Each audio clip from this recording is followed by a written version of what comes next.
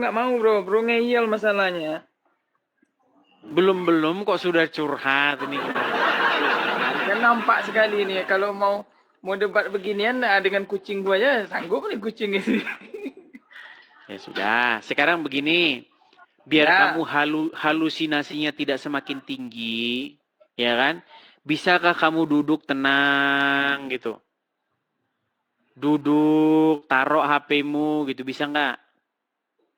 Waduh bro, ini lagi baru pulang ke pesantren. Alasan kan? Alasan kan? Ya, ayo lihat aja kita bro. Waduh Kalau bro, pakai timer. alasan mana baru pulang. Ini Lihat aja bagaimana ini kalau inbox saya? Waduh. Serius bro, berani nggak? Shalom sahabat gereja YouTube. Puji Tuhan berjumpa kembali di channel kesayangan kita ini, yaitu Gereja YouTube. Di kesempatan yang diberikan Tuhan Yesus ini untuk melayani Tuhan Yesus dan terus membagikan kesaksian-kesaksian yang sangat luar biasa dan pastinya bisa menjadi berkat bagi saudara yang pada saat menonton video ini pastinya dengan tamu spesial. Dan pastinya sangat dahsyat, luar biasa ini kesaksian yang sangat dahsyat. Sahabat gereja YouTube, jangan lupa dibagikan di grup-grup rohani, dimanapun kita aktif bermedia sosial, dan bagaimana kesaksian beliau selengkapnya tentu akan sangat menarik sahabat gereja YouTube. Mari kita sambut dengan sukacita. Yuk kita simak dulu videonya. Ini Supriyadi. Ini si Supriyadi ini kalau naik ini nggak marah-marah ini. Kejang terus ini. Kalau nggak ngelantur kemana-mana. Tapi saya berharap dia berubah ya hari ini ya. Bisa diajak diskusi. Ya, Supriyadi, selamat malam. Malam juga. Nah, kayak gini bang, dari Ya, tadi silakan, komen Supriyadi, baru nyalakan 200 kamera. kali nggak dinaikin. Cari yang Kristen, cari yang awam. Saya kan sudah bilang, jangan mengajukan permintaan naik. Tapi kan masih saja orang ngeyel gimana. Ya, silakan, Supriyadi. Ya, Kenapa ini Anda kok gelap-gelapan, terus setiap live ini gelap-gelapan aja kerjanya ini? lagi di jalan. Tadi kan di rumah tadi waktu permintaan tadi. Udah 1 jam nggak dinaik-naikin, ya jalan keluar ini bang. Oh iya, silakan. Apa yang mau Anda utarakan, apa yang mau Anda sampaikan ini? Memang boleh saya bertanya dulu. Nanti nggak imbang. Ya boleh-boleh saja, kenapa tidak boleh? Nih bang ya. Yang pengikut Yesus, siapakah pengikut Yesus dan siapa penolak? Penolak ajarannya dan pengikut ajarannya. Yang mengikuti Yesus adalah yang mengikuti ajarannya. Yang menolak Yesus adalah orang yang tidak melakukan ajarannya. Kalau Kristen bang? Kalau Kristen itu adalah orang-orang yang menjadikan Yesus sebagai Tuhan dan Juru Selamatnya, mengikuti ajaran-ajarannya. Oke, Di luar Kristen, contohnya Islam, itu tidak melakukan ajaran Yesus, tapi mengikuti ajaran Muhammad. Boleh aku buktikan? Boleh, silakan. Efesus 2 ayat 15. Dengan matinya dia sebagai anak manusia, dia telah membatalkan hukum Taurat serta perintah dan segala ketentuan. Itu kata Paulus itu. Itu Paulus yang berbicara. Dengan matinya dia sebagai manusia, dia telah membatalkan. Dia itu siapa? Yesus itu bang ya? Iya. Yesus bawaan Paulus. Dia telah membatalkan hukum Taurat serta perintah dan ketentuan. Itu yang diimani Kristen. Kenapa 100% membantah ucapan Yesus asli itu bang? Yang dibantah ucapan Yesus yang mana? Makasih Matius 5, 17, 18, 19. Apa itu? Jangan kau menyangka aku datang untuk meniadakan hukum Taurat atau kitab para nabi. Sesungguhnya selama belum lenyap langit dan bumi ini, berarti sebelum kiamatnya, satu iota atau satu huruf atau satu titik pun tidak akan dibatalkan. Hukum Taurat.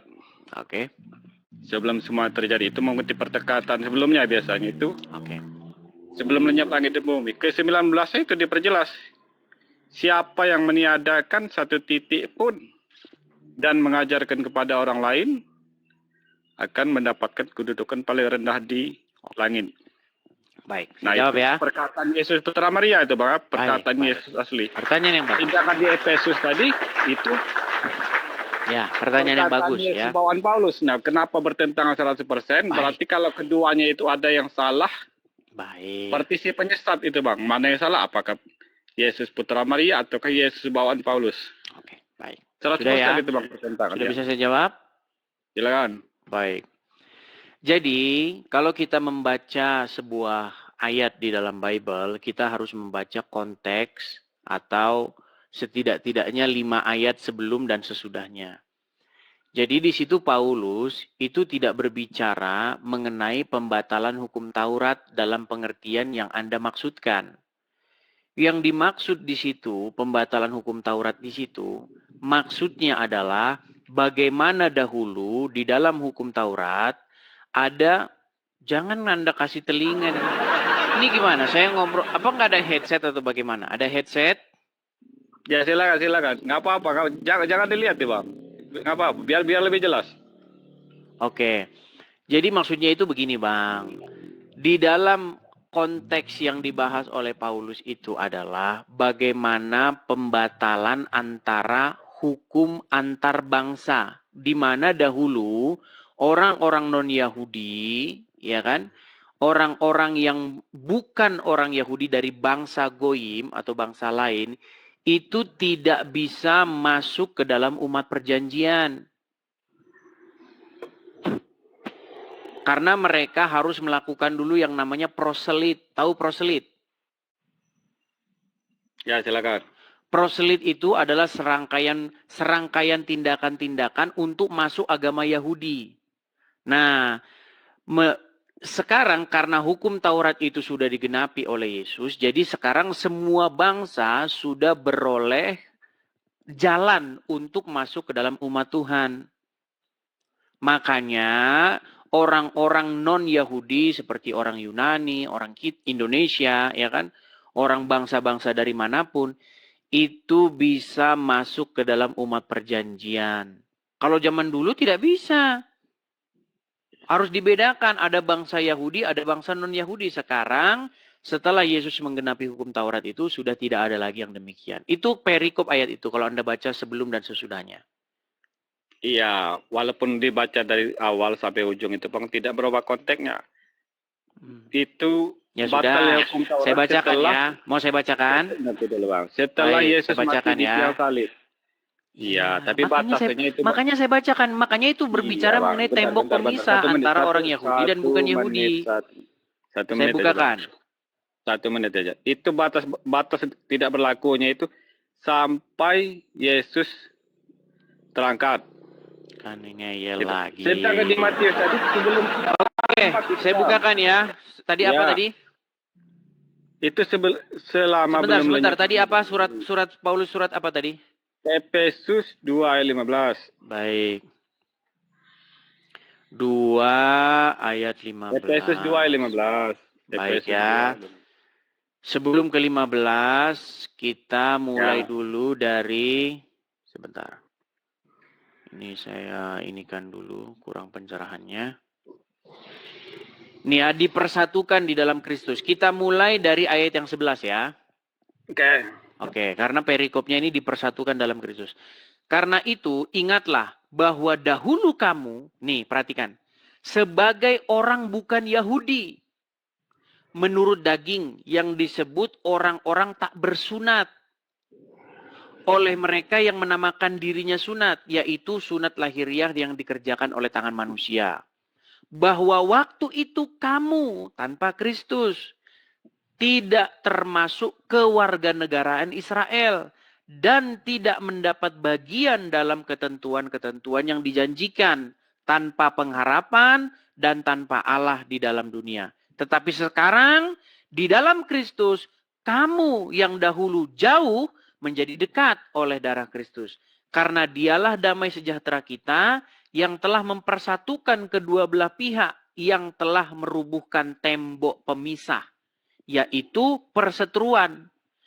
Nah, terus ini ayat yang Anda tanyakan. Sebab dengan matinya ia sebagai manusia, ia telah membatalkan hukum Taurat. Nah, jadi hukum Taurat ini merujuk kepada yang dibicarakan Paulus tadi. Hukum bahwa ada orang Yahudi dan non-Yahudi.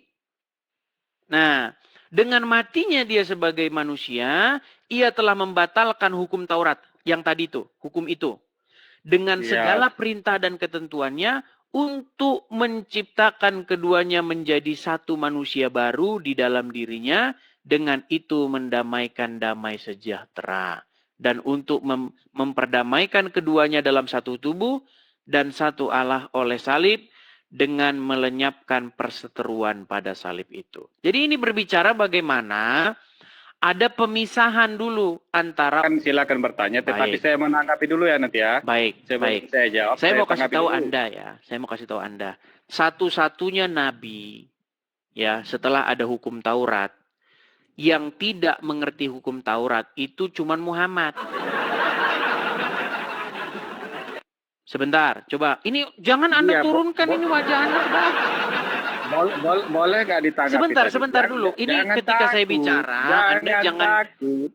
Nah, tadi Anda bertanya, saya diam. Makanya saya bilang kan teman-teman, ketika orang Islam ditanya, bubar agama Islam. Takut. Takut ditanggapi. Takut ditanggapi. Saya belum selesai. 1 menit aja. Emangnya saya sudah selesai? Nah, kamu bukan menanggapi, kamu kembali ke Nabi Muhammad Sallallahu Alaihi Wasallam. Loh, ini gimana? Jangan takut. Supri, kamu kan tadi sudah bertanya dan sudah saya jelaskan. Kebenaran. Tunjukkan agama kebenaran. Kalau memang bisa menjawabnya. Udah, kamu di bawah saja. Udah, kamu tidur di bawah sana. Kamu bertanya, saya diam, saya jawab. Saya tanya balik, kamu ngomong. Kan sudah saya bilang teman-teman, saya kalau ngomong itu nggak pernah ngasal-ngasal. Kalau terjadi diskusi antara Islam dan Kristen, itu posisinya orang Islam bertanya sama orang Kristen. Dari pagi sampai sore dia bertanya. Dan dijawab pakai Bible. Ketika ada orang Kristen tanya balik tentang agama Islam, maka agama Islam itu disitulah bubar dia. Iya. Entah Al-Qur'annya dibuang, tidak berguna, tidak berfungsi. Ya kan? Entah dia teriak darah halal. Ya emang itu. Satu-satunya nabi yang tidak mengerti hukum Taurat cuman Muhammad. Iya. Makanya kalau secara diukur dari perspektif hukum Taurat, Muhammad itu bukan nabi tapi nabi-nabian. Iya. Setelah ada hukum Taurat, ya, setelah hukum Taurat datang ya dengan perantaraan Musa, itu semua nabi-nabi itu rujukannya hukum Taurat itu. Semua nabi-nabi rujukannya itu. Satu-satunya nabi setelah ada hukum Taurat tapi tidak pakai hukum Taurat adalah Muhammad. Iya. Makanya menurut hukum Taurat Muhammad itu bukan nabi, tapi nabi-nabian. Ya. Ini saya bilang menurut hukum Taurat loh. Marah nanti lapor polisi. Mewek, lapor polisi. Pak, lapor polisi. Mau lapor apa? Katanya ini Pak orang Kristen, katanya satu-satunya nabi yang setelah ada hukum Taurat tidak mengenal hukum Taurat adalah Muhammad. Emang Muhammad kenal hukum Taurat? Gimana? Kan yang saya ngomong benar. Gimana? Menurut hukum Taurat, Muhammad bukan nabi, tapi nabi-nabian. Kenapa nabi-nabian? Karena dia sendiri tidak mengerti hukum Taurat. Karena seluruh nabi itu harus berbicara berdasarkan hukum Taurat itu, ya. Seperti itu. Oke, kita kasih naik ada Laura Helap.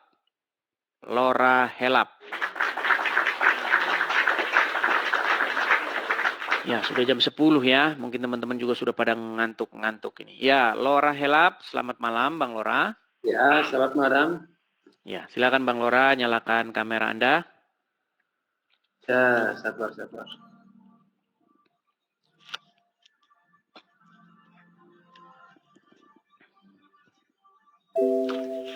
Ini kayaknya Bang Lora sudah pernah naik ya kemarin-kemarin ya Bang ya? Ya. Kok gelap Bang? Gelap. Oke. Iya Bang Lora, makasih teman-teman. Bang Lora, Anda ini Muslim kan ya? Iya, pasti Oke. Muslim. Betul nggak yang saya bilang tadi? Setelah ada hukum Taurat, Muhammadlah satu-satunya nabi yang nggak ngerti hukum Taurat, betul?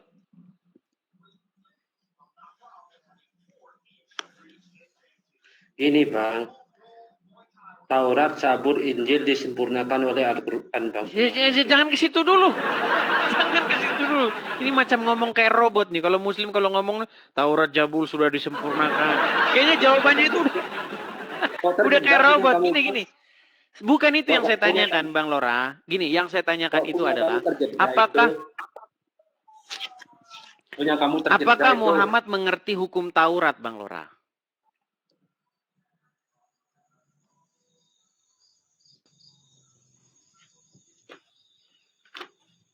Saya boleh bertanya dulu kepada Anda. Gimana? Nah, ini udah silakan lah. Yang ditanya nanti mesti meninggal kalau ditanya agamanya. Udah saya bilang agama Islam ketika ditanya agamanya bubarlah agamanya. Ya silakan. Oke, saya bertanya. Kalau Yesus itu adalah Allah, bagaimana dia berdoa kepada Allah? Apakah dia berdoa kepada dirinya sendiri? Baik, pertanyaan yang bagus. Kalau Yesus itu adalah Allah, bagaimana mungkin dia berdoa kepada dirinya sendiri? Nah, ini pertanyaan ini itu seharusnya Anda ajukan kepada salah satu bidat kekristenan ya yang berpaham modalisme atau oneness, di mana mereka meyakini bahwa Yesus itu berdoa kepada dirinya sendiri. Nah, sementara kekristenan yang sejati itu tidak demikian. Yesus itu tidak berdoa kepada dirinya sendiri, tetapi Yesus itu berdoa kepada Bapa di surga.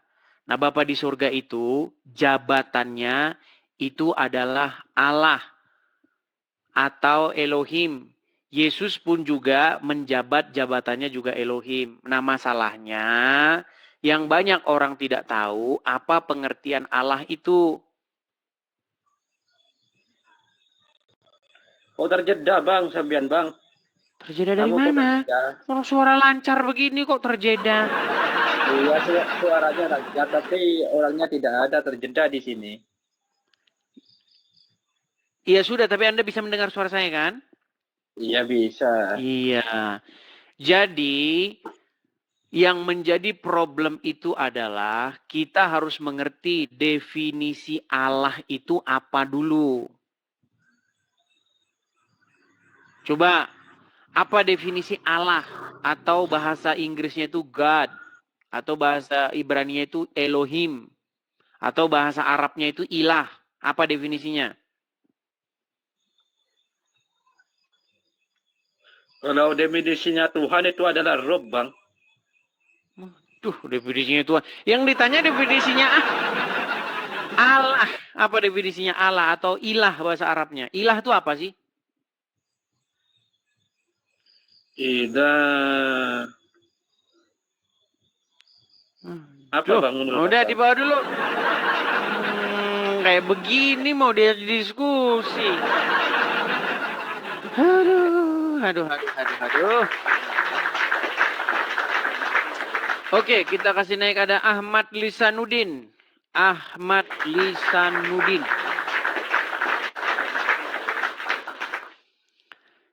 Ya, Melisa, makasih Melisahan ya. Ahmad Lisanuddin, selamat malam Bang Ahmad Lisanuddin. Selamat malam Bang. Ya, Bang Ahmad, apakah Anda ini seorang Muslim? Muslim Bang. Muslim. Ya, gimana? Anda mau berdiskusi? Iya Bang, tapi ini belum bisa on cam ini Bang. Belum bisa on cam. Oh iya, Iya, Niko. Bang Ahmad belum bisa on cam. Mohon maaf ya, saya turunkan dulu ya Bang Ahmad ya. Saya turunkan dulu. Ini khusus yang bisa menyalakan kamera. Ini ada orang yang sering inbox saya ini, suka nantang-nantangin saya. Oh, malah ini yang kenaikan. Sumadin. Sumadin. Oke, karena tidak menjawab saya turunkan. Kita kasih naik, ini ada orang yang suka inbox saya namanya Metra. Metra Avandi. Ini dia suka inbox saya. Ayo, kamu setan, diskusi. Coba kita jawabani dia. Ya, Metra Avandi yang suka inbox saya, suka nantangin saya debat. Selamat malam. Oke, selamat malam bro. Oke. Betulkah Dari tadi udah Anda muter-muter. sering inbox saya mengatakan, ayo diskusi dengan saya, betul atau salah? Betul. Ini kita kalau gini nggak pakai timer, aku nggak mau bro. Bro ngeyel masalahnya. Belum kok sudah curhat ini kita. Kan nampak sekali nih kalau mau debat beginian dengan kucing gua aja sanggup nih kucing ini. Ya sudah, sekarang begini. Biar Ya. kamu halusinasinya tidak semakin tinggi, ya kan? Bisakah kamu duduk tenang gitu? Duduk, taruh HP-mu gitu, bisa nggak? Waduh bro, ini lagi baru pulang ke pesantren. Alasan kan? Alasan kan? Ya, ayo kita aja. Waduh bro, alasan mana baru pulang? Bagaimana ini kalau inbox saya? Waduh. Serius bro, berani nggak? Panjang tulisannya, tapi giliran dijabanin, waduh bro. Jangan lagi pulang nih. Jangan framing. Jangan framing. Kok jangan framing? Kalau kita pakai timer, kalau mau pakai waktu, apa aja deh temanya yang bro kuasai. Ayo kita diskusi kita. Kok banyak sekali syaratmu? Iya dong, bro kan memang ngeyel masalahnya. Nanti mentang-mentang di rumah. Ya sudah. Apa yang mau kamu bahas? Apa yang kamu kuasai? Yang bro kuasai lah, bro kan ngeyel aja semuanya itu, nggak ada yang betul. Oke, gini saja. Sebutkan satu pernyataan saya tentang agama Islam yang tidak benar. Nggak benar semua itu. Sebutkan satu contoh. Ya, apa yang bro bicarakan nggak benar itu. Iya, sebutkan satu. Ini muslim ini susah. Sebutin satu. Apa yang nggak benar yang saya katakan tentang agama Islam? Contoh, ya, ngomong apa Muhammad aja? Satu-satunya nabi yang gimana? Bro kan memang nggak ada yang betul pernyataan bro satupun, cuman gaya bahasanya yang bagus. Karena kamu tidak bisa menunjukkan satupun yang saya katakan tentang agama Islam yang merupakan kesalahan, maka saya coba yang mengatakan. Saya pernah menyebutkan satu-satunya nabi yang kena pengaruh sihir adalah Muhammad. Betul atau salah? Ya. Betul. Berarti saya tidak fitnah ya? Ya. Tidak memfitnah. Satu-satunya nabi yang menyuruh manusia minum air kencing hewan atau unta adalah Muhammad. Betul? Benar. Benar lagi. Satu-satunya nabi yang tidak mengerti hukum Taurat adalah Muhammad. Benar atau salah? Waduh, ngeyel tuh. Ngeyel. Oke, baik. Itu tema kita hari ini. Apa lagi dulu? Nanti biar... kita pakai waktu nggak nih? Kalau nggak pakai waktu, cari kesempatan kapan bro sanggup. Alasan lagi. Kita kalau nggak pakai waktu, nanti bro ngeyel saya menjelaskan susah. Oke. Saya mau tanya. Menurut Muhammad, kita pakai hukum waktu Taurat jawab, itu apa? Ganti-gantian kita, 5 menit. Oke, boleh. Tadi kan kamu mengklaim bahwa Muhammad mengerti hukum Taurat, betul? Ya. Oke. Di dalam hukum Taurat, ada satu hukum yang... Ini kan saya lagi ngomong, kamu yang ngomong terus ini. Kamu diam dulu coba. Bisa nggak kamu ambil posisi? Duduk, tenang, diam. Bisa nggak? Ya, kita sesuai dengan yang di apa aja bro yang kita bicarakan kemarin. Kata bro oke. Sekarang kita pakai timer. Biar adil. 5 menit.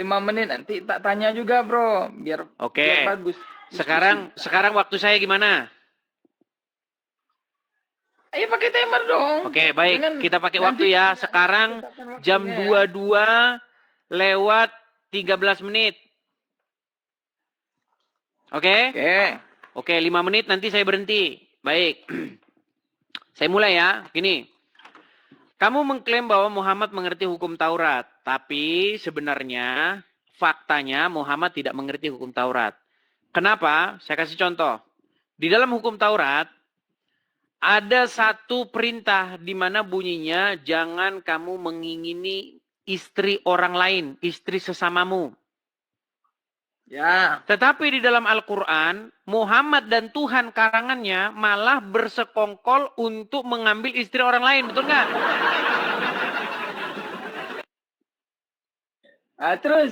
Terus kan dulu bilang. Loh, gimana ini? Bukankah di dalam Al-Quran ada satu ayat yang berbunyi, maka kami nikahkan. Nah, sudah kau anukan, sudah kau jedakan. Ini dia, ini mau kabur nih dia ini bentar. Detik-detik Metra Afandi melarikan diri. Nah ini, dia sudah terjeda. Belum juga waktunya, baru 1 menit dimulai. Nih, kayak begini. Inilah orang Islam, sudah saya bilang teman-teman. Ketika agama Islam dibahas, di detik itulah agama itu akan bubar. Ini buktinya. Halo, Metra Effendi? Nah, kabur kan? Kabur dia. Masih. Kabur, sudah saya bilang. Aduh, berat. Di dalam hukum Taurat, ya, teman-teman kalau ingat zaman sekolah minggu, kita selalu kumandangkan itu 10 hukum. Apa itu? Di dalam hukum yang ke-9 atau yang ke-10 itu kan? Jangan kamu mengingini istri sesamamu. Betul?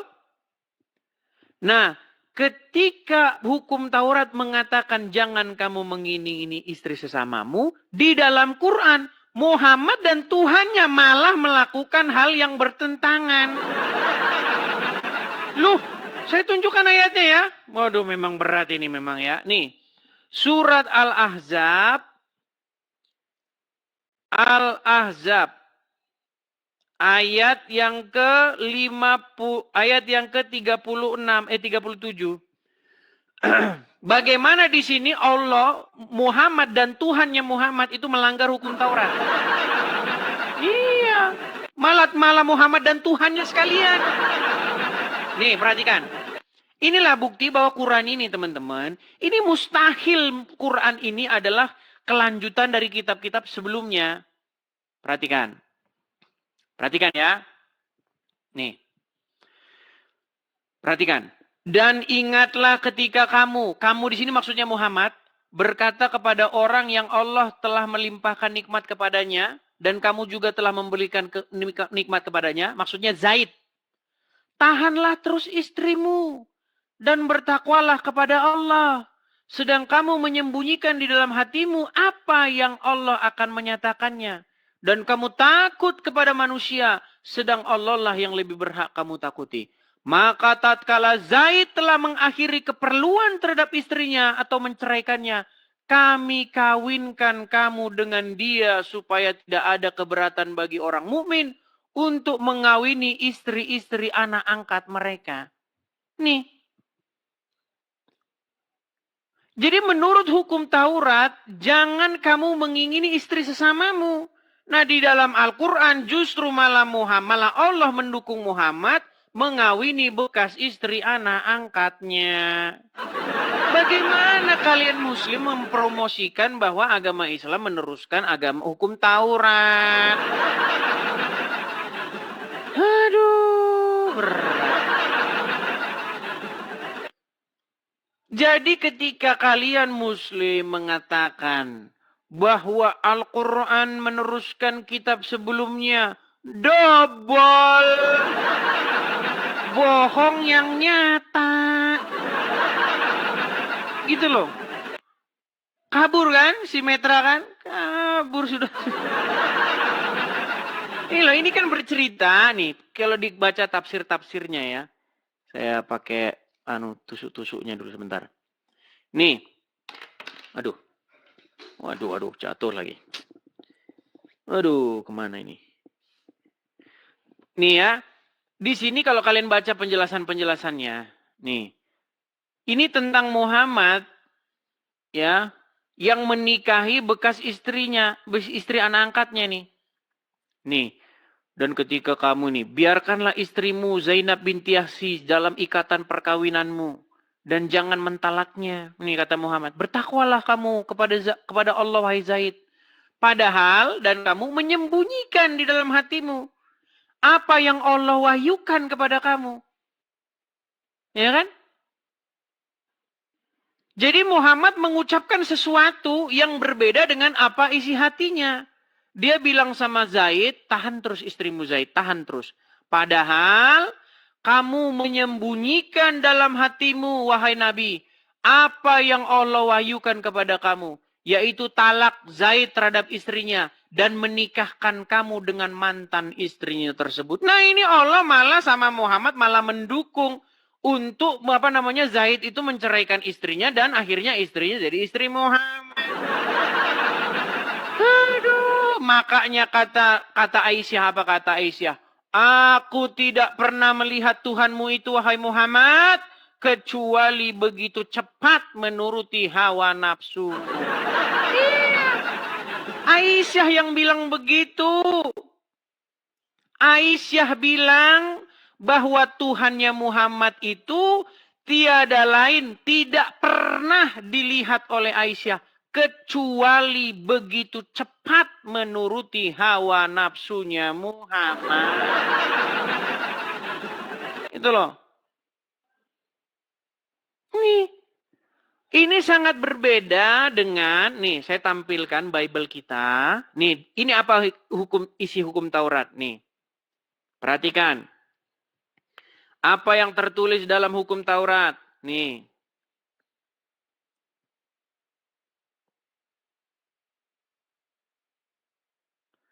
Di dalam 10 hukum itu malahan ya, 10 hukum Taurat. Perhatikan, saya tampilkan di sini.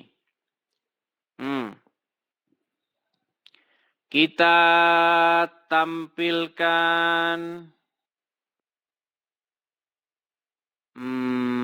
Sebentar.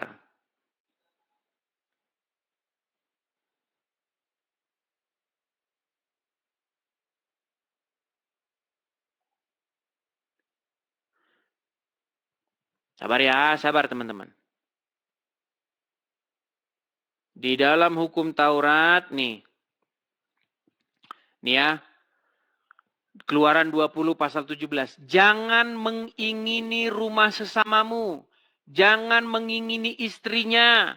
Atau hambanya laki-laki. Atau hambanya perempuan. Atau lembunya. Atau keledainya. Atau apapun yang dipunyai sesamamu. Nih. Nggak boleh mengingini istri orang. Nah ini malah di dalam ayat Al-Quran. Malah Allah nih. Ya kan?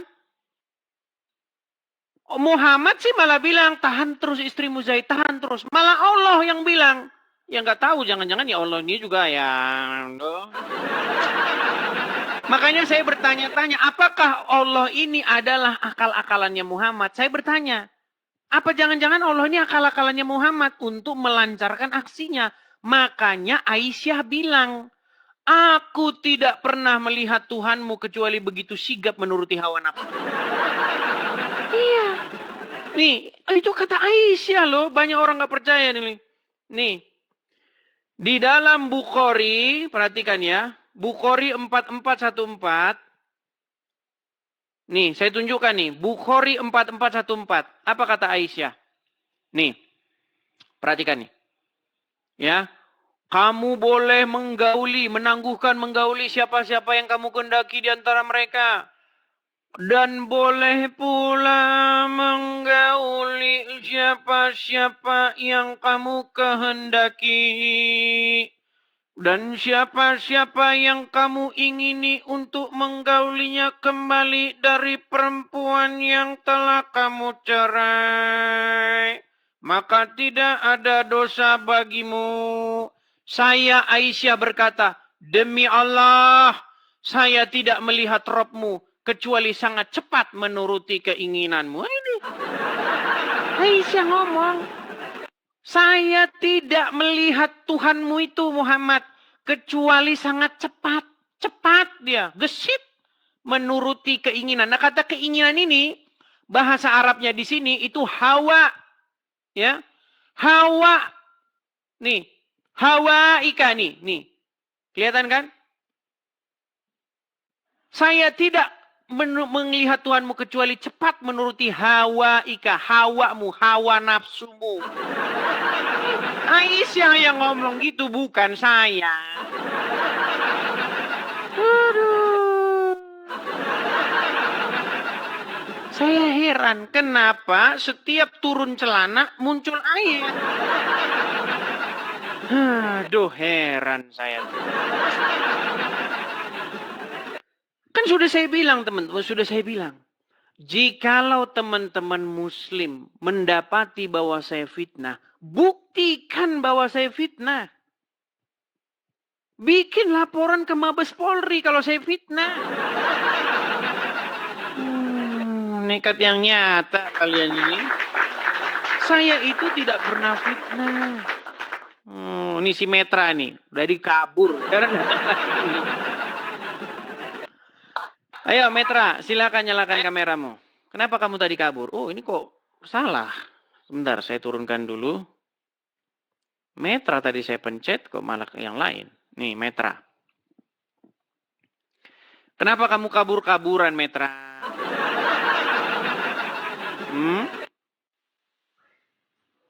Kenapa kamu melarikan diri tadi? Bukan, jangan fitnah dulu. Terus, jangan kenapa kamu tadi pergi? Bro. Bukan, tadi HP kebetulan mati, bro. Sekarang HP kebetulan mati, bro. Oke, sebentar, Metra. Betul tidak bahwasanya Aisyah pernah berkata kepada Muhammad bahwa dia tidak pernah melihat Tuhannya Muhammad tuh kecuali begitu cepat menuruti hawa nafsunya Muhammad. Mengikuti keinginan bukan hawa nafsu. Jangan ngejek. Baik, saya tampilkan bahasa Arabnya.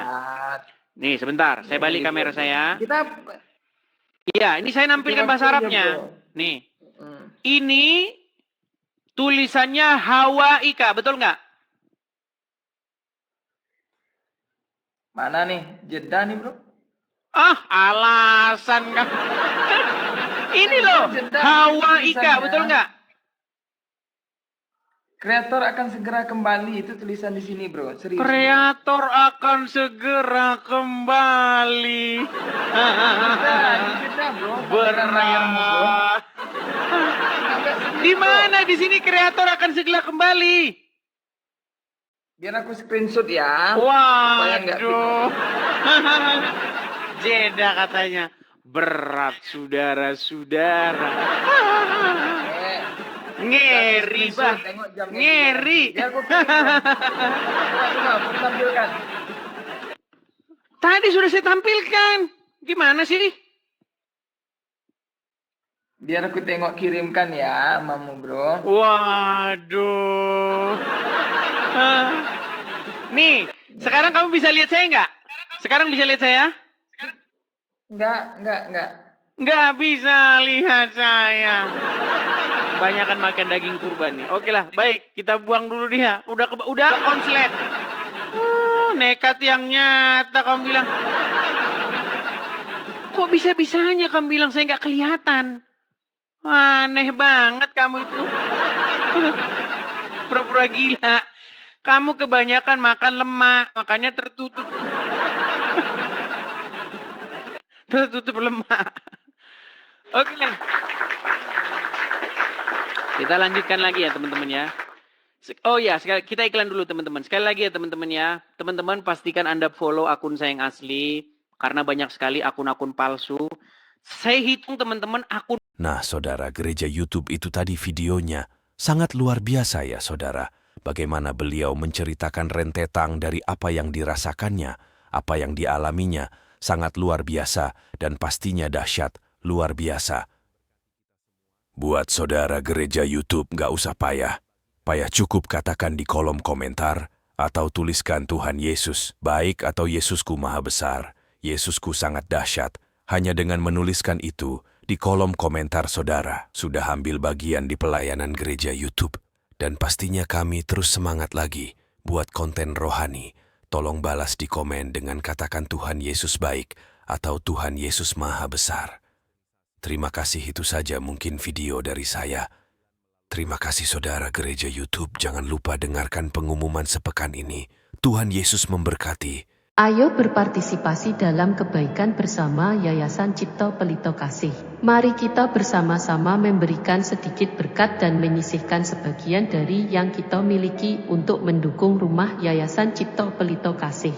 Yayasan ini membimbing dan mengajarkan 30 anak-anak yang membutuhkan bimbingan dan pendidikan. Dengan partisipasi saudara, kita dapat memberikan harapan baru dan masa depan yang lebih baik bagi mereka. Tidak perlu banyak, bahkan bantuan kecil saudara sangat berarti bagi anak-anak ini. Mari kita ambil bagian dalam misi mulia ini dan bersama-sama membawa perubahan yang positif dalam kehidupan mereka. Kami percaya bahwa setiap kebaikan yang Anda berikan akan dibalas berlipat ganda. Tuhan Yesus memberkati saudara semua yang telah berpartisipasi dalam mendukung rumah Yayasan Cipto Pelito Kasih. Nah, teman-teman gereja YouTube, bagaimana pendapat dan tanggapan saudara? Setelah menyaksikan video ini, oleh karenanya, silakan berkomentar di kolom komentar. Berharap komentar saudara adalah komentar yang membangun, komentar yang positif, yang baik, serta komentar-komentar yang mengedukasi kita semua, atau tuliskan di kolom komentar Tuhan Yesus dahsyat, Tuhan Yesus maha besar. Itulah tadi video yang bisa saya bagikan. Kalau saudara suka, jangan lupa bagikan ke media sosial saudara. Berikan tanggapan teman-teman yang menonton video ini bagaimana? Boleh berikan pendapat kalian di kolom komentar. Atau teman-teman gak usah repot-repot, cukup tuliskan di kolom komentar Tuhan Yesus baik, atau Tuhan Yesus dahsyat, atau Tuhan Yesus juru selamat manusia di kolom komentar. Itu adalah bagian doa saudara untuk kami, dan para pendengar selanjutnya yang menonton video ini. Mana tahu mereka membaca komentar kalian, hatinya terketuk, dan Tuhan Roh Kudus langsung menjamah mereka. Terima kasih saudara, jangan lupa klik tombol subscribe, dan bagikan video ini. Tuhan Yesus memberkati kita semua. Sampai jumpa di video berikutnya. Shalom saudara, generasi muda FKPPI, saudara yang mau mendukung pelayanan misi kami untuk terus bisa mengumandangkan penginjilan generasi muda Forum Komunikasi Pelayanan Penginjil Indonesia. Bisa melalui Bank BRI 042 10 10 048 705 60. Atas nama generasi muda FKPPI, Forum Komunikasi Pelayanan Penginjil Indonesia. Dan bisa melalui kris ini, silakan scan barcode kris ini melalui mobile banking saudara. Tujuan dari pelayanan misi ini adalah untuk menjangkau banyak jiwa di pelosok-pelosok desa yang rindu untuk mendengarkan firman Tuhan dan untuk kegiatan apoleget yang menjalani penginjilan ke desa-desa untuk bisa terus mengabarkan kabar baik di seluruh tanah Indonesia.